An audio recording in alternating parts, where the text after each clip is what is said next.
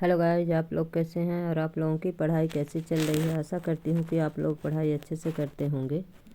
और हम तो काफ़ी दिन से क्लास नहीं ले पा रहे थे गाइस। चलिए अब स्टार्ट करते हैं अपन, क्योंकि अपन 3 पार्ट कंप्लीट कर चुके हैं। आज ये 4th पार्ट है इसका। 9.3 प्रकाश का अपवर्तन पढ़ना अपने को। परावर्तन पहले ही पढ़ चुके हैं अपन। फार्मूला मिरर का पढ़ चुके हैं और 2 सवाल भी आप लोगों को करा चुके हैं जो 9.1 और 9.2 का है। आप लोग ना देखे होंगे तो देख लीजिएगा। चलिए स्टार्ट करते हैं। अपवर्तन क्या है। किसी पारदर्शी माध्यम में प्रकाश सरल रेखा में गमन करता प्रतीत होता है। यानी कि जो माध्यम होगा तो कैसा होगा, पारदर्शी होगा। जब प्रकाश एक पारदर्शी माध्यम से दूसरे में प्रवेश करता है तो क्या होता है।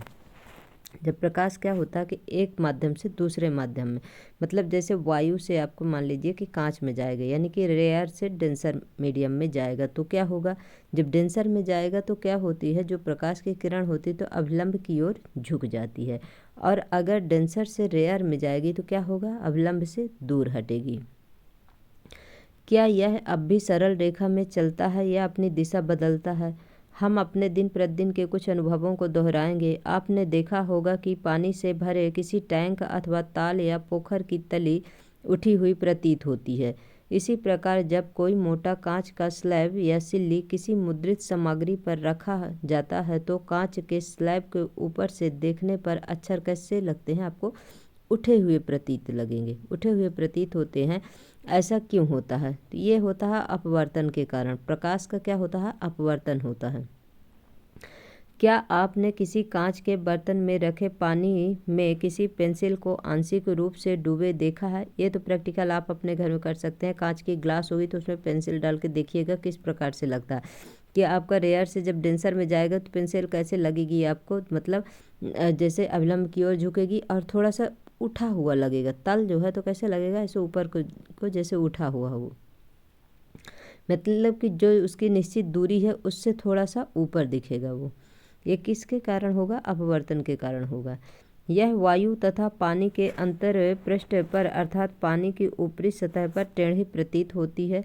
आपने देखा होगा कि पानी से भरे किसी कांच के बर्तन में रखे नींबू पार्श्व से देखने पर, यानी कि साइड से देखने पर अपने वास्तविक साइज से बड़े प्रतीत होते हैं। ऐसे लगता है कि कितना, मतलब इसका साइज क्या है, बड़ा है। इन अनुभवों की व्याख्या आप किस प्रकार करेंगे। आइए पानी में आंशिक रूप से डूबी पेंसिल के मुड़े होने की घटना पर विचार करें। पेंसिल के पानी में डूबे भाग से आपके पास पहुंचने वाला प्रकाश पेंसिल के पानी से बाहर के भाग की तुलना में भिन्न दिशा में आता हुआ प्रतीत होता है। इसी कारण पेंसिल कैसे हो, मुड़ी हुई प्रतीत होती है। इन्हीं कारणों से जब अक्षरों के ऊपर कांच का स्लैब रख कर देखते हैं तो वे कैसे प्रतीत होते हैं, उठे हुए प्रतीत होते हैं। यदि पानी के स्थान पर हम कोई अन्य द्रव जैसे केरोसिन या तारपीन का तेल प्रयोग करें तो क्या तब भी पेंसिल उतनी मुड़ी हुई दिखेगी। यदि हम कांच के स्लैब को पारदर्शी प्लास्टिक के स्लैब से प्रतिस्थापित कर दें तो क्या तब भी अक्षर उसी ऊंचाई तक उठे प्रतीत होंगे। आप देखेंगे कि अलग अलग माध्यम में, मतलब अलग अलग माध्यम में अलग अलग जो है तो अपना ये प्रदर्शित करेंगे। माध्यमों में युग्मों के लिए इन प्रभावों का विस्तार अलग अलग है। ये प्रेक्षण सूचित करते हैं कि प्रकाश सभी माध्यमों में एक ही दिशा में गमन नहीं करता। ऐसा प्रतीत होता है कि जब प्रकाश एक माध्यम से दूसरे माध्यम में तिरछा होकर जाता है तो दूसरे माध्यम में इसके संचरण की दिशा परिवर्तित हो जाती है। इस परिघटना को विस्तार से कुछ क्रियाकलाप करके समझें। यानी कि 9.7 में क्या दिया हुआ आपका, कि पानी से भरी एक बाल्टी की तली पर एक सिक्का रखिए। अपनी आँख को पानी के ऊपर किसी पार्श्व साइड से रखकर सिक्के को एक बार में उठाने का प्रयत्न कीजिए। क्या आप सिक्का उठाने में सफल हो पाते हैं, यानी कि साइड से पकड़ने की कोशिश करिएगा। यह क्रियाकलाप आप घर में कर सकते हैं।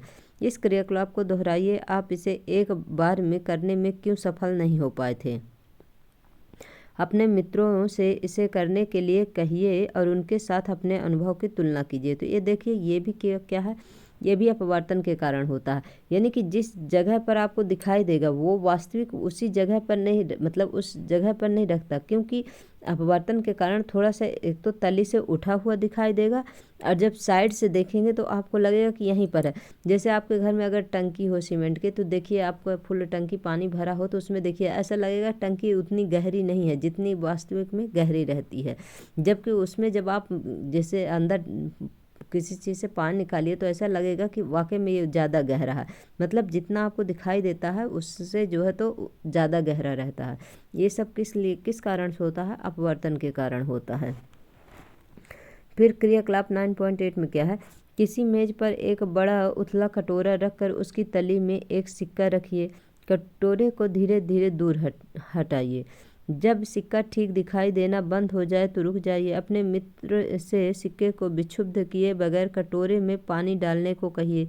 अपने स्थिति से सिक्के को देखते रहिए। क्या सिक्का उसी स्थिति में पुनः दिखाई देने लगता है? क्या यह कैसे संभव हो पाता?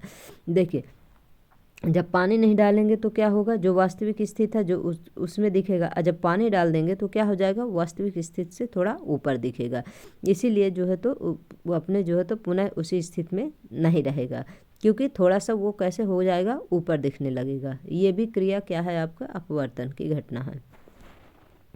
कटोरे में पानी डालने पर सिक्का फिर से दिखलाई देने लगता है। प्रकाश के अपवर्तन के कारण सिक्का अपनी वास्तविक स्थिति से थोड़ा सा क्या होता है? ऊपर उठा हुआ प्रतीत होता है। क्रियाकलाप 9.9 में देखिए, मेज पर रखे एक सफ़ेद कागज की शीट पर एक मोटी सीधी रेखा खींचिए। इस रेखा के ऊपर एक कांच का स्लैब इस प्रकार रखिए कि इसकी एक ओर इस रेखा से कोई कोण बनाए। स्लैब के नीचे आए रेखा के भाग को पार्श्व साइड से देखिए। आप क्या देखते हैं? क्या कांच के स्लैब के नीचे की रेखा कोरों के पास मुड़ी हुई प्रतीत होती है? अब कांच के स्लैब को इस प्रकार रखिए कि यह रेखा अभिलंबवत हो। अब आप क्या देखते हैं? क्या कांच के स्लैब के नीचे रेखा का भाग मुड़ा हुआ प्रतीत होता है? रेखा को कांच के स्लैब के ऊपर से देखिए। क्या एक स्लैब नीचे रेखा का भाग उठा हुआ प्रतीत होता है? ऐसा क्यों होता है? ये भी घटना किसके कारण होती है? अपवर्तन के कारण होती है। जब देखिए क्या बोलता है कांच, जब आपका जैसे उसमें से आएगा क्या होगा? रेयर से जब एक माध्यम से दूसरे माध्यम में प्रकाश की किरण जाएगी तो क्या होगी? ये अपनी दिशा थोड़ी सी चेंज करेगी। इसकी वजह से क्या होगा? जब आपका रेयर से डेंसर में जाएगा, यानी कि कांच से जाएगा, और कांच जैसे आपका डेंसर है और कांच से वायु में जाएगा तो क्या होगा? अभिलंब से थोड़ा सा दूर हटेगा, और जब आपका रेयर से डेंसर में जाएगा तो अभिलंब की ओर झुकेगा। इस प्रकार से क्या होगी? ये घटनाएं घटती रहेंगी। कांच के आयताकार स्लैब से अपवर्तन। कांच के स्लैब से प्रकाश के अपवर्तन की परिघटना को समझने के लिए आइए एक क्रियाकलाप करें। 9.10 देखिए, एक ड्राइंग बोर्ड पर सफ़ेद कागज की एक शीट ड्राइंग पिनों की सहायता से लगाइए। शीट के ऊपर बीच में कांच का एक आयताकार स्लैब रखिए। पेंसिल से स्लैब की रूपरेखा खींचिए। इस रूपरेखा का नाम ABCD रखते हैं। चार एक समान आल पिन लीजिए। दो पिनें मान लीजिए E तथा F ऊर्ध्वाधर इस प्रकार लगाइए कि पिनों को मिलाने वाली रेखा की कोर AB से कोई कोण बनाती हुई हो। पिन E तथा F के प्रतिबिंबों को विपरीत फलक में देखिए। दूसरी दो पिनों माना G तथा H को इस प्रकार लगाइए कि ए पिनें एवं E तथा F के प्रतिबिंब एक सीधी रेखा पर स्थित हों। पिनों तथा स्लैब को हटाइए। पिनों E तथा F की नोकों टिप की स्थितियों को मिलाइए तथा इस रेखा को AB तक बढ़ाइए। मान लीजिए EF AB से बिंदु O पर मिलती हैं। इसी प्रकार पिनों G तथा H की नोक की स्थितियों को मिलाइए तथा इस रेखा को कोर CD तक बढ़ाइए। मान लीजिए HG CD से O पर मिलती है। O तथा O डैश को मिलाइए। EF को भी P तक बढ़ाइए, जैसा कि चित्र 9.10 में बिंदुकित रेखा द्वारा दर्शाया गया है। देखिए किस प्रकार से, ये देखिए ये क्या है? ये कांच का स्लैब है। ऊपर देखिए वायु है। वायु है तो क्या होगा? रेयर होगा। आपका कांच है तो क्या होगा? डेंसर होगा, यानी कि घना होगा। फिर इसके बाद क्या है? वायु है। तो वायु है जब तो फिर क्या होगा? यहाँ पर भी रेयर हो जाएगा। तो ई और आपका ये क्या है? देखिए ई और एफ क्या है, ये जो है तो प्रकाश की किरण आ रही है और इसमें अभिलंब क्या है, एन और एन डैश डला हुआ है वायु और कांच के बीच में, और इसके बीच में क्या है, ओ है। फिर नीचे देखिए यहाँ पर क्या है आपका ओ डैश है और एम डैश क्या है, ये अभिलंब है आपकी, और ये क्या है, प्रकाश की किरण आ रही है। तो देखिए जब बाहर से प्रकाश की किरण आ रही है, कांच में है तो कहाँ पर है, देखिए अभिलंब के पास में यहाँ पर सटी हुई है। फिर यहाँ से प्रकाश की किरण आ रही है, जैसे जैसे वायु मतलब रेयर में, डेंसर से क्या आती है, रेयर में आ रही है, तो क्या होती है, प्रकाश की किरण क्या होती है, अभिलंब से दूर हट जाती है। इस प्रकार से इसकी जो है तो क्रिया होती है, मतलब क्या होता है, अपवर्तन होता है।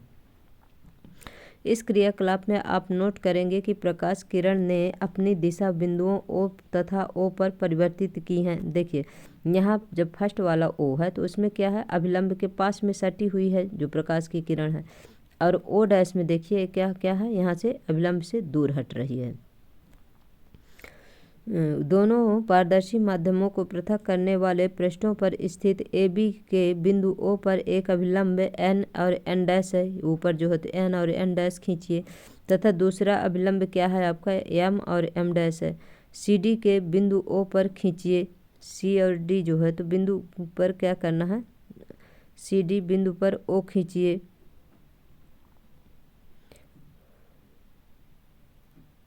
ये क्या है, बिंदु ओ जो है तो ओ खींचना है। फिर इसके बाद क्या है, बिंदु ओ पर प्रकाश किरण विरल माध्यम से सघन माध्यम में अर्थात वायु से कांच में प्रवेश करती है। ये पहला देखिए आपका क्या कहाँ है, ये देखिए ऊपर सबसे पहले क्या है, वायु है, फिर क्या है, कांच है।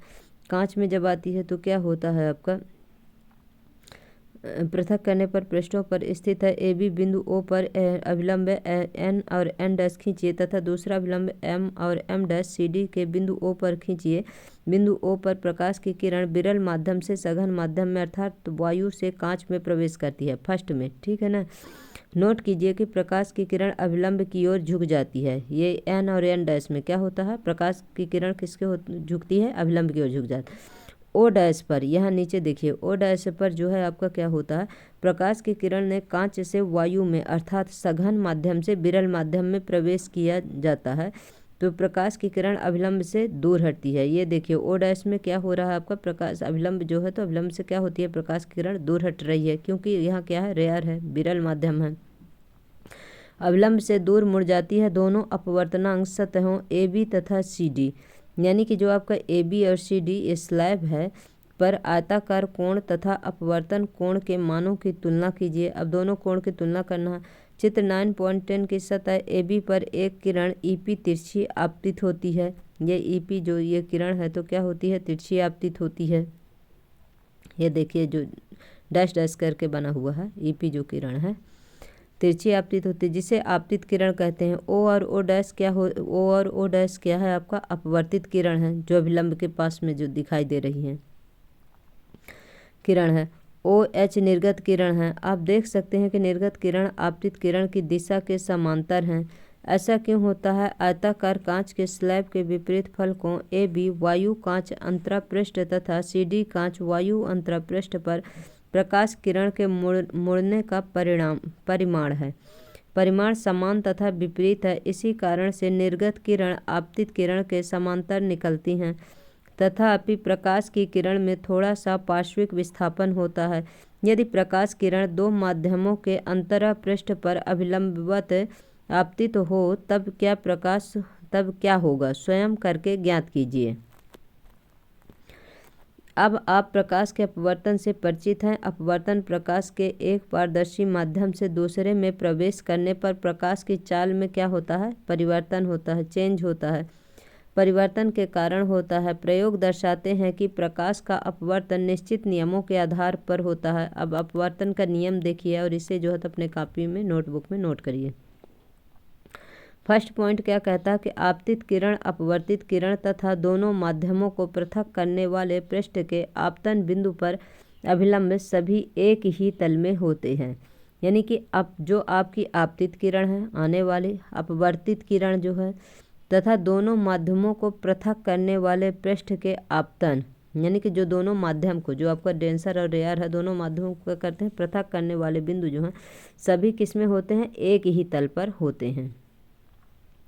सेकंड पॉइंट क्या कहता है, प्रकाश के किसी निश्चित रंग तथा निश्चित माध्यमों के युग्मों के लिए आपतन कोण की ज्या यानी कि साइन तथा अपवर्तन कोण की ज्या साइन का अनुपात स्थिर होता है। इस नियम को स्नेल का अपवर्तन का नियम भी कहते हैं। यह कोण जो है तो 0 डिग्री से आई यानी कि जो आने वाली प्रकाश की किरण है 90 डिग्री के लिए क्या है, ये सत्य है। यदि आई का आपतन कोण और आर अपवर्तन कोण हो तब तो क्या हो जाएगा, स्नेल का नियम sine i upon sine r हो जाएगा इक्वल टू स्थिरांक। यानी कि जो साइन आई क्या है, आपका आपतित किरण है, आपका आर क्या है जो है तो अपवर्तन कोण है। आपतन कोण कौन सा है, आई है, अपवर्तन कोण कौन सा है, आर है। तो sine i upon sine r जो है तो क्या हो जाएगा, ये स्थिरांक हो जाएगा। इसे क्या कहते हैं, स्नेल का नियम।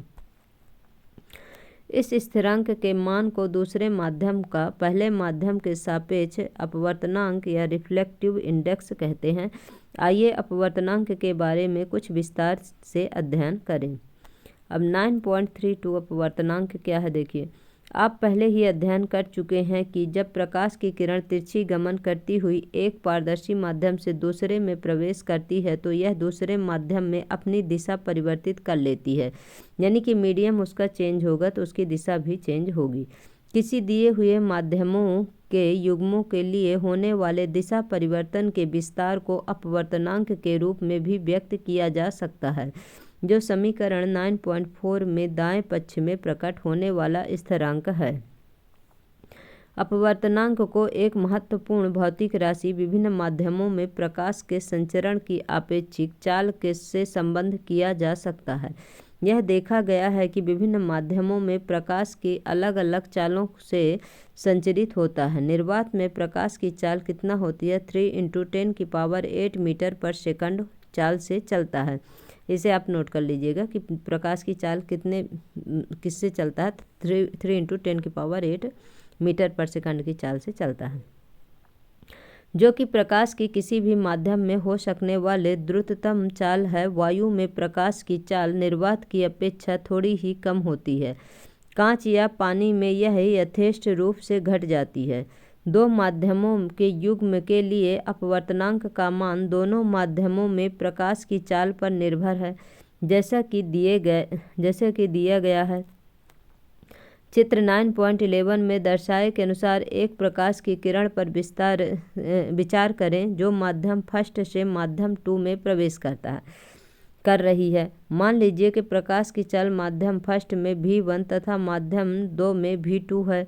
माध्यम 2 का माध्यम 1 के सापेक्ष अपवर्तनांक माध्यम 1 में प्रकाश की चाल तथा माध्यम 2 में प्रकाश की चाल के अनुपात द्वारा व्यक्त करते हैं। इसे प्रायः संकेत n21 से निरूपित करते हैं। इसे समीकरण के रूप में निम्नलिखित प्रकार से व्यक्त करते हैं। यानी 2 1 लिखा है तो ये मान के चलिए कि 2 लिखा है पहले तो उसे लिखना है बाद में, 1 लिखा है बाद में तो उसे लिखना पहले।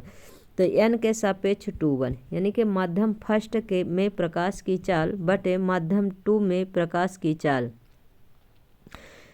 यानी कि v1/v2 प्रकाश की चाल। देखिए n21 लिखा है तो 1 पहले लेंगे, अगर n12 लिखा रहेगा तो 2 पहले लेंगे, ठीक है ना। इस चीज़ में क्या है, भ्रमित हो जाता है इंसान, इसको जो हो तो ध्यान में रखिएगा, नहीं तो फिर क्या है कभी कभी मान लीजिए 1 नंबर का फार्मूला आ गया उसमें आपका कोई कंपटीशन की तैयारी में तो फिर वो भी डिस्टर्ब हो जाएगा। इसलिए जो है इसे ध्यान रखिएगा। अगर 2 1 लिखा है तो 1 पहले लेंगे, यानी कि माध्यम क्या लेंगे, पहले फर्स्ट लेंगे फिर माध्यम सेकंड लेंगे। अगर 1 2 लिखा है तो पहले 2 लेंगे फिर उसके बाद 1 लेंगे।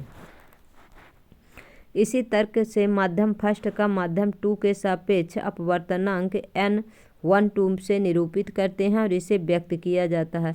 जब माध्यम 2 के साथ देखिए इसी तर्क माध्यम फर्स्ट का माध्यम 2 के सापेक्ष, जब माध्यम 2 के सापेक्ष लेंगे तो कैसे लेंगे, n12 लेंगे तो कैसे लेंगे, माध्यम 2 में प्रकाश की चाल बटे माध्यम 1 में प्रकाश की चाल, यानी कि v2/v1 लेंगे, क्योंकि इसी से फिर अपन क्या है कि सवाल सॉल्व करने होंगे। इसलिए जो है तो ये पता रहना चाहिए कि किस माध्यम में किसको लेते हैं। जब बोलते हैं माध्यम फर्स्ट का माध्यम 2 के सापेक्ष कहता है तो 2 के सापेक्ष कहेगा तो 2 के पहले ले लेंगे और 1 को बाद में ले लेंगे। 1 के सापेक्ष कहेगा तो 1 को पहले ले लेंगे, 2 को बाद में लेंगे। यदि माध्यम फर्स्ट निर्वात या वायु है तब माध्यम 2 का अपवर्तनांक निर्वात के सापेक्ष माना जाता है। यह माध्यम का निरपेक्ष अपवर्तनांक कहलाता है। यह केवल n2 से निरूपित किया जाता है यदि वायु में प्रकाश की चाल c है तथा माध्यम में प्रकाश की चाल v है, तब प्रकाश का अपवर्तनांक nm होगा। यहाँ देखिए माध्यम क्या है, फर्स्ट क्या है, वायु है, माध्यम 2 में क्या है, कांच है, और इसमें ए बी क्या है, ये प्रकाश की किरण है, और एन एन डैश क्या है, अभिलंब है, और ओ ये आई क्या है, आपका आपतित है, आर क्या है, अपवर्तन है, और ओ क्या है, इसका कोण है। इस प्रकार से इसमें होगा।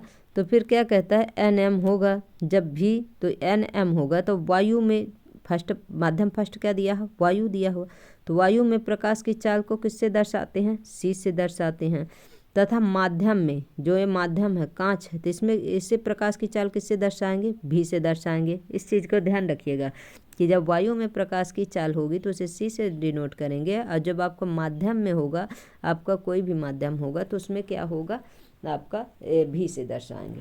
ठीक है ना।